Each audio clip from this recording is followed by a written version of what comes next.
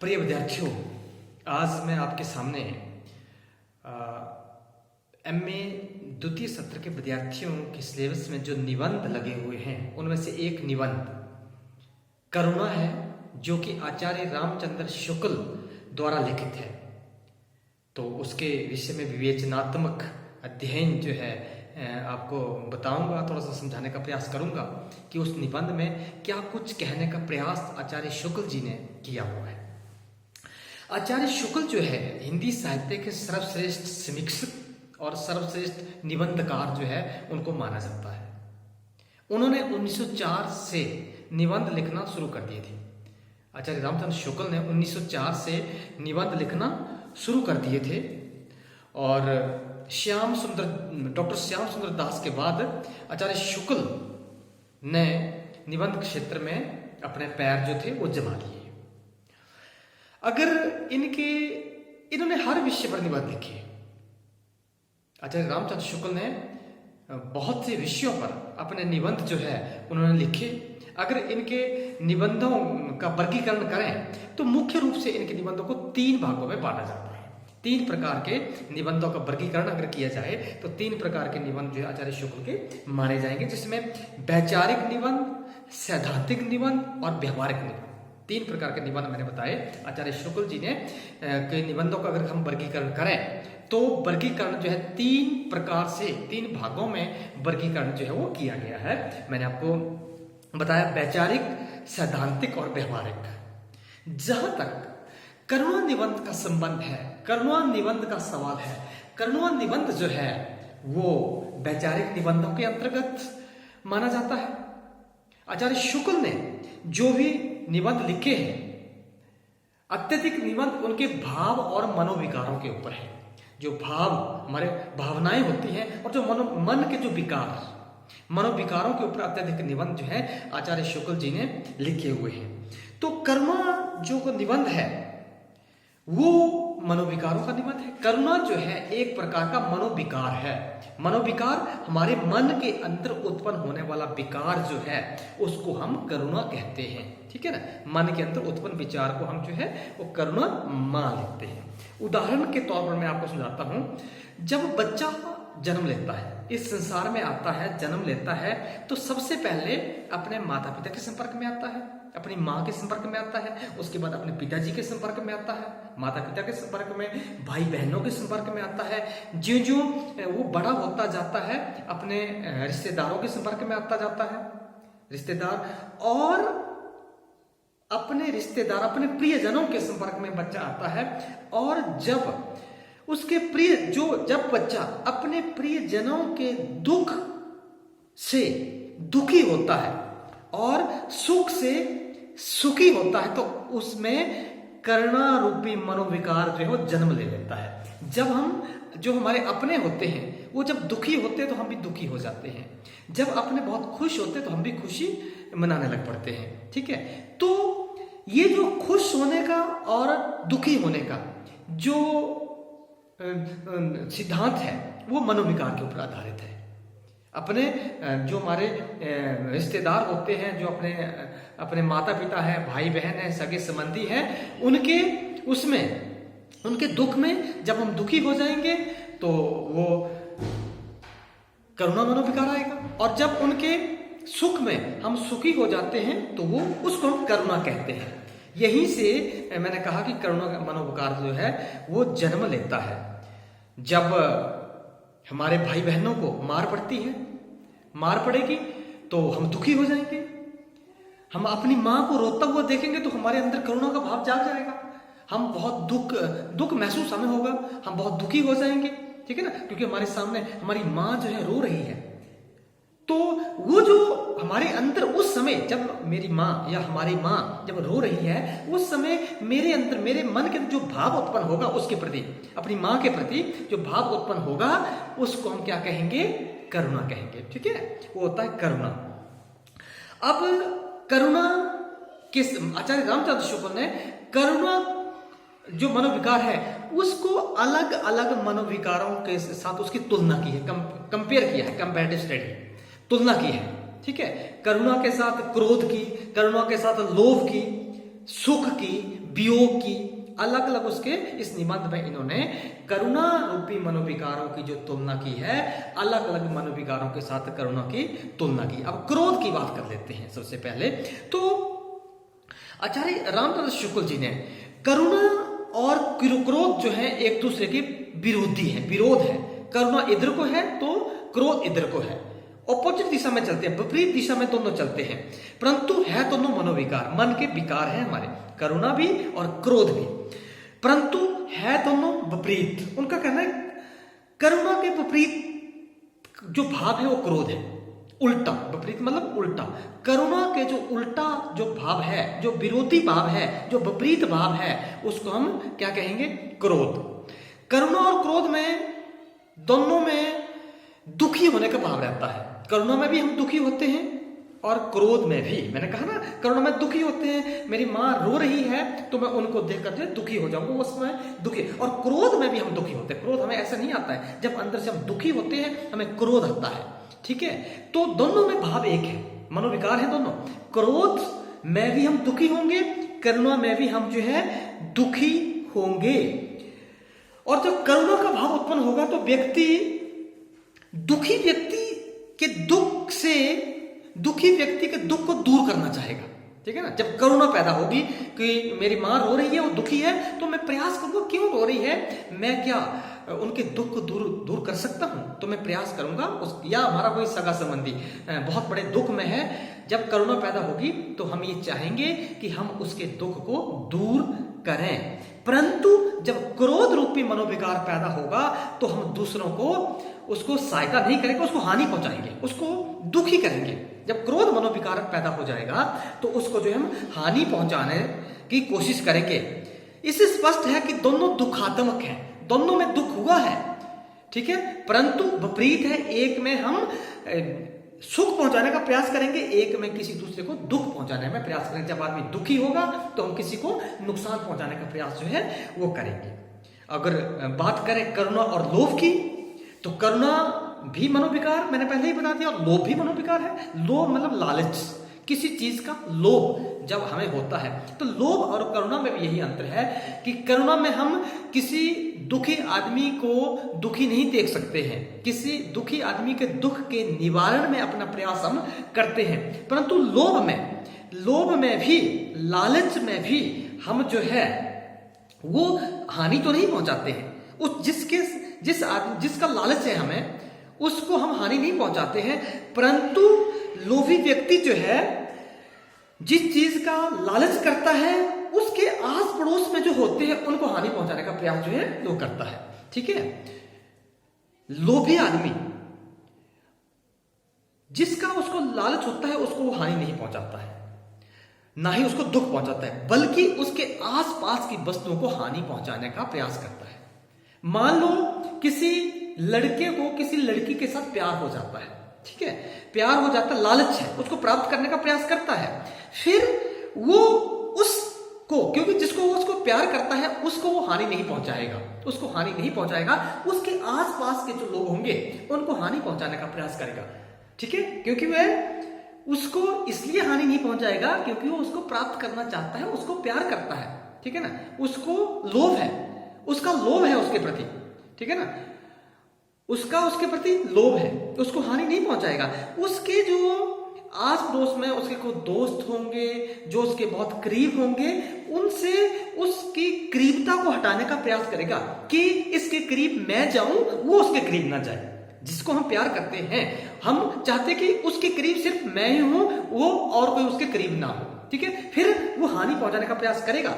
जो उसके करीब होंगे, उसके आसपास में जो होंगे, उसको वो हानि पहुंचाने का प्रयास जो है वो करेंगे, ये स्वाभाविक है, ऐसे होता है, आपने फिल्मों में भी देखा, हर जगह देखा, ठीक है ना। तो वो क्या है, लोभ है। और जैसे एक और उदाहरण देता हूं मैं आपको, ठीक है, ये तो स्त्री और पुरुष के प्रेम की बात हो गई। मैं एक और उदाहरण देता हूं महमूद महमूद गजनवी ने भारत पर आक्रमण कर दिया और सोमनाथ के मंदिर पर आक्रमण कर दिया। लोभ किसका था? सोने चांदी हीरे जवाहरात से वो मंदिर भरा हुआ था। सोने चांदी हीरे जवाहरात से वो मंदिर भरा हुआ था और उसने सोने चांदी हीरे जवाहरात के लोभ से, लालच से उस मंदिर के ऊपर आक्रमण कर दिया और उसने सोमनाथ की मूर्ति को तोड़ दिया, हानि पहुंचा दी। परंतु क्या उसने हीरे मोती को भी हानि पहुंचा दी? नहीं, उसका लालच था, उसको प्राप्त करना चाहता था। वो उसको चाहता, हीरे मोती को ले जाना चाहता था अपने साथ, उनसे प्यार करता था, लोभी था, लालची था। ठीक है, तो उस लोभ के कारण, उस लालच के कारण वो क्या नहीं कर पाया, वो सोमनाथ की मूर्ति को तो उसने तोड़ा, क्योंकि मूर्ति से उसको कोई लेना देना नहीं था। उसको लेना देना था किससे? उसको लेना देना था हीरों से, उसको लेना देना हीरे जवाहरात सोने चांदी से, उसको हानि नहीं पहुंचाई। तो ये है लोभ और करुणा में अंतर। ठीक है, ये भी आचार्य रामचंद्र शुक्ल ने इस निबंध में कहा है। उसके बाद करुणा का जो भाव है वो व्यापक है, बहुत बड़ा, और सुख की सीमा जो है वो एक सीमित है। ठीक है ना, करुणा जो है वो बहुत व्यापक है, हमें किसी के साथ भी करुणा हो जाती है। कोई किसी को हम, अगर हमारे करुणा भाव बहुत उत्तेजित हैं तो हम किसी को भी, किसी दुखी आदमी को देखकर हमें करुणा पैदा हो जाती है। कोई भी सड़क पर, अजनबी ही चाहे हो, सड़क पर कोई किसी को बहुत ज्यादा कष्ट हो रहा है, बहुत ज्यादा दुख में है, तो हम कुछ क्षण के लिए रुक जाते हैं और करुणा पैदा हो जाती है कि हम इसके कष्ट को थोड़ा सा भी कम करने का प्रयास जो है हम करते हैं और उसके दुख के प्रयास को, उसके दुख को कम करने का प्रयास जो है वो करते हैं। और अत्यधिक करुणा जो है, बहुत ज्यादा करुणा हम अपने प्रियजनों के साथ ही होती है। हमारे जो प्रियजन है, मैंने पहले ही आपको बता दिया, हमारे माँ बाप भाई बहन जो प्रियजन हैं, उनको देखकर उनके प्रति करुणा हमारी बहुत ज्यादा उत्पन्न होगी। या दूसरे के सुख, जब हम दूसरे के सुख को देखते हैं तो हम इतने ज्यादा सुखी नहीं होते हैं जितने हम दूसरे के दुख को देखकर हमारी करुणा जागती है। ठीक है, किसी दूसरे का, जो अपने लोग हैं, अगर सुखी हो गए तब तो हम सुखी हो जाते हैं। थोड़े से हमारे आस पड़ोस के हैं या दूर के हैं, बहुत ज्यादा सुखी हैं, उनको हम सुख देके, मनोविकार है हमारे अंदर, सुखी देकर हम सुख नहीं होते हैं। हम बहुत कम लोगों के सुख देकर हमें सुख मिलता है। हम ईर्ष्या करते हैं, जब हम किसी दूसरे को सुखी देखते हैं तो हम ईर्ष्या करते हैं, और जब हम किसी दूसरे को दुखी देखते हैं तो हमारे अंदर करुणा जो है ज्यादा पैदा होती है, क्योंकि करुणा व्यापक रूप में है, सुख हमारा सीमित रूप में। हमें जलन होती है, किसी को सुखी देखकर हमें जलन होती है। इसलिए आचार्य शुक्ल जी ने कहा कि करुणा जो है उससे संसार जो है, संसार की व्यापकता का पता चलता है। संसार का कार्य व्यापार करुणा से ही चलता है और लोगों का कल्याण जो है वो करुणा से ही होता है। उसके बाद श्रद्धा की बात आचार्य शुक्ल जी ने की इस निबंध में की। श्रद्धा जो है, श्रद्धा क्या होती है? किसी व्यक्ति के सदाचार, अच्छे आचरण को देखकर जो भाव पैदा होते हैं हमारे मन में, उसको हम श्रद्धा कहते हैं। कोई भी अच्छा आदमी, और श्रद्धा उन लोगों के प्रति होती है जो समाज कल्याण और मानव कल्याण के कार्य में संलग्न रहते हैं। मानव कल्याण या समाज कल्याण के कार्य में संलग्न रहते हैं, उनके प्रति हमारी श्रद्धा जो है ये पैदा हो जाती है। और इसी प्रकार अगर वे श्रद्धाशील, जो सद आचरण, अच्छे आचरण वाला व्यक्ति है, किसी के प्रति करुणा पैदा, उसके मन में करुणा पैदा होती है, तो उसके प्रति हमारे मन में भी करुणा पैदा होती है। किसके प्रति? जो सद अच्छे आचरण वाला आदमी है। कोई अच्छे आचरण वाला आदमी किसी को भला कर रहा है, वो दुखी हो जाता है तो हम भी दुखी हो जाते हैं कि ये तो भला कर रहा था भाई, ये भला कर रहा था, इसको कष्ट पहुंचा, तो हम भी दुखी हो जाते हैं। तो श्रद्धा, जो श्रद्धाशील है आदमी, जिसमें उसके प्रति भी हमारी करुणा जो है वो जाग जाती है। और करुणा और वियोग के बारे में भी उन्होंने बात कही कि वियोग में भी हमें करुणा पैदा हो जाती है। वियोग क्या होता है? विरह, बिछुड़ना। जब हम किसी से बिछुड़ जाते हैं तब भी हमें दुख या करुणा उनके प्रति जो है वो पैदा होती है। जब श्री कृष्ण और बलराम जो थे वो मथुरा चले जाते हैं तो यशोदा के मन में करुणा के भाव पैदा हो जाते हैं। करुणा के भाव हमें कहाँ पैदा हो जाते हैं?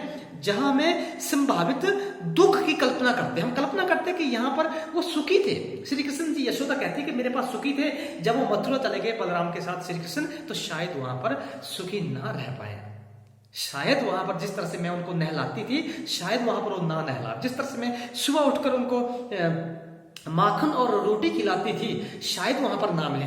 तब हमारे मन में करुणा पैदा होती है। तो यशोदा जो है बलराम और कृष्ण को मथुरा जाते देखकर उसके मन में जो भाव पैदा होते हैं वो करुणा है, विरह, क्योंकि विरह हुआ, वियोग हुआ, वो चले गए, वियोग में भी करुणा जो है वो पैदा होती है। और शोक, जहां पर अपने प्रिय की हानि निश्चित होती है कि उसकी हानि हो जाएगी, हमें शोक की प्राप्ति होती है। किसी की मृत्यु हो गई, कोई चला गया, या किसी को अब कभी भी वापस नहीं आएगा, हमें पता है कभी भी वापस नहीं आएगा, वो जा रहा है, तो हमें उस समय शोक पैदा होता है, ठीक है ना। तो शोक और करुणा, वियोग में भी करुणा जो है वो उत्पन्न होती है। और करुणा का जो आचार्य शुक्ल जी ने कहा कि करुणा का बीज जो है हमारे अपने अंदर पैदा होता है, किसी दूसरे के अंदर हम उसको पैदा नहीं कर सकते हैं। प्रेम को हम दूसरे के अंदर पैदा कर सकते हैं। मान लो मैं किसी का प्रेम करता हूं, तो उसके बदले में वो भी इतना प्रेम करूंगा कि वो भी प्रेम करे, ठीक है ना। क्रोध, इतना क्रोध जताऊंगा कि उसको भी क्रोध करने पर विवश कर दूंगा कि वो भी मेरे ऊपर क्रोध करे, मुझे चांटा मारे, ठीक है ना। परंतु करुणा जो है, करुणा का बीज जो है वो हमारे अंदर, बदले में वो हमें, जिस व्यक्ति के ऊपर हम करुणा करते हैं, बदले में वो हमें करुणा करे, ये संभव नहीं है, ठीक है ना। ये उसके ऊपर निर्भर करता है, या फिर मैं इतनी करुणा दिखाऊंगा कि वो भी करुणा करे, नहीं, ऐसा नहीं है। वो करुणा नहीं करेगा और भाव पैदा हो सकता है, प्रेम उत्पन्न हो सकता है करुणा के बदले। मैं किसी के प्रति करुणा कर रहा हूं, दर्शा रहा हूं, लगातार करुणा करता जा रहा हूं, हो सकता है उसका जो मेरे प्रति व्यवहार प्रेम में बदल जाए, ठीक है। परंतु करुणा जो है स्वयं अपने हृदय के अंदर, अपने मन के अंदर उत्पन्न हुआ बीज जो है वो होता है। यदि हम किसी से प्रेम करेंगे तो वो भी हमसे प्रेम करेगा, यदि हम किसी क्रोध करेंगे तो वो भी हमसे क्रोध करेगा। तो करुणा जो का बीज जो है हमारे अंदर जो है वो उत्पन्न होता है, लेकिन करुणा वाला व्यक्ति केवल कृतज्ञता जो है वो प्राप्त कर सकता है, कृतज्ञता जो है करुणा वो दिखा सकता है। तो करुणा पालन की सीमा जो है वो होती है, एक सीमा में रहकर करुणा दिखाने वाले व्यक्ति को त्याग करना ही पड़ेगा, त्याग जो है वो करना पड़ेगा। तो आचार्य शुक्ल का जो निबंध है करुणा, इस तरह से इस निबंध में इन्होंने बहुत से मनोविकारों की बात अपने निबंधों में की है, और इस निबंध में करुणा का अलग अलग जो तुलना की है, अलग अलग मनोविकारों के साथ जो है तुलना, क्योंकि मेरे पास स्पेस कम बचा है, बार बार कौन इशारा कर रहा है वीडियो बंद करने के लिए, मेरे पास स्पेस कम है। तो मैं ये कह रहा हूं कि करुणा जो है, आचार्य शुक्ल ने करुणा का जो है श्रद्धा, लोभ, ईर्ष्या, शील, क्रोध, इसके साथ उन्होंने करुणा रूपी मनोविकार की जो तुलना जो है वो की हुई है। बहुत अगले उस वीडियो में मैं आपको कहानियां जो है, एक कहानी जो है वो बताऊंगा, एक निबंध आपको पढ़ाया करूंगा और दूसरी बार आपको कहानी जो है वो आपको बताया करूंगा। तो इसको आपने एक बार पढ़ लें, जो मैंने बताया है करुणा के बारे में उसको आप जो है एक बार पुनः, अगर किताबें नहीं है तो किताबें हैं तो किताबों से पढ़िए, किताबें नहीं है तो जो मैंने आपको बताया वही है। करुणा अलग अलग मनोविकारों के बारे में आचार्य रामचंद्र शुक्ल ने करुणा निबंध में बात की है। कुछ बच गया तो थोड़ा सा मैं नेक्स्ट वीडियो में भी करुणा के ऊपर प्रकाश जो है वो डालूंगा, ठीक है। आपका बहुत बहुत धन्यवाद।